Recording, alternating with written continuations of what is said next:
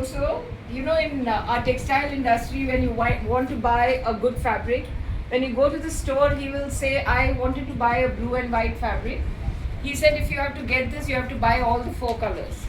So there were some with red and yellow checks, which looked very, very funny. So I decided, okay, I can use it, and I printed, and Julie loved it. So where I'm coming is, before COVID, I was one of the very good designers in fast fashion. I was not known for my pretty stuff. I was known for getting things made at the right price, because I was very good at cutting it in such a way so that the cost was less. So I was supplying to Myntra and went deep into Surat and knew how to source the cheapest 30 rupee fabric and did a lot of work. After that, COVID happened, when we were all looking at things, we stopped, we checked, and I saw our Bellandur lake frothing. We saw the kangaroos burning in Australia, and I think Leonardo DiCaprio somewhere announced that climate change is real.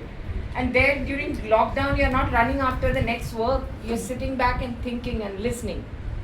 That is when we also had worked on masks and a lot of other things at that time. That is when we decided that we should do something sustainable. And I was trained by the Sheep Trades of United Nations. They trained us to do what is sustainability. So I want to understand, we are all in Bhumiverse. Why are we in Bhumiverse? Why is repeat in Bhumiverse? Why did we choose Bhumiverse? Antara or Pratibha can tell you, even this paint that they have used here is very mindful. The sofa set you're sitting on, that is also recycled and excess fabric. So what I realized is, being in Damlur, being in this place which is so close to BIC, we are a whole lot of people who are mindful. At the same time, we don't come together. So right now we are at a stage where it is so important to be holistic. It's so important to do things together, because if I come back to sustainability, I don't know how many of you remember, how all these United Nations, this COP, and how was it born? There was this smallpox which was happening. So at that time they had to do smallpox eradication. That is when all the leaders from different countries got together and did did all these rules. And today we talk sustainability. All of us know very little about sustainability. So I won't bore you too much with it, but I'll quickly run about the entire meaning of sustainability. And lot of people, there was polio eradication and lot of mindful things happening.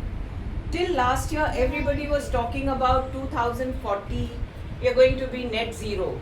And you know what Trump and all the other old men are doing right now? I don't know when we are going to, one of our t-shirts will not make any difference as compared to what they are putting out there. So what I feel is, as women who live here, we all should get together and do some little practice so that the next generation at least watches. Like all of us do knitting. Why do we do knitting? Because we had seen our moms doing knitting. Can you all think of your children sitting and doing knitting? No way. That art is going to go. Why? Because if you sit back and think, do you remember the grandparents making rajais out of old saris? Yes. How many of us are doing that? Today, for our children, it's stylish to throw.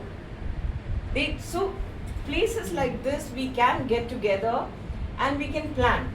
So as designers, what our responsibility is?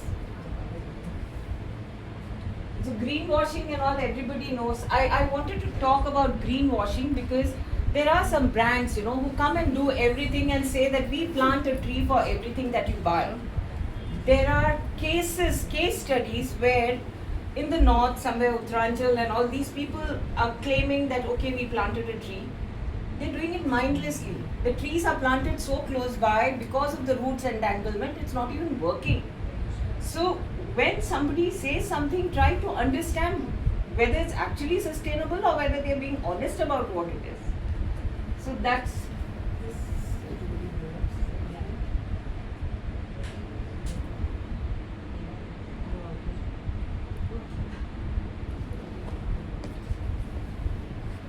these are the various old things. You know, some people said it should be economic, environment, social.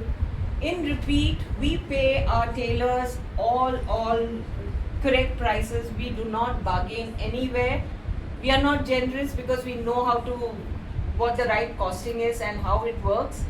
But we do not undercut, or we make sure we do not use child labor. So the social is taken. So then there are these 3 R's where there is responsibility.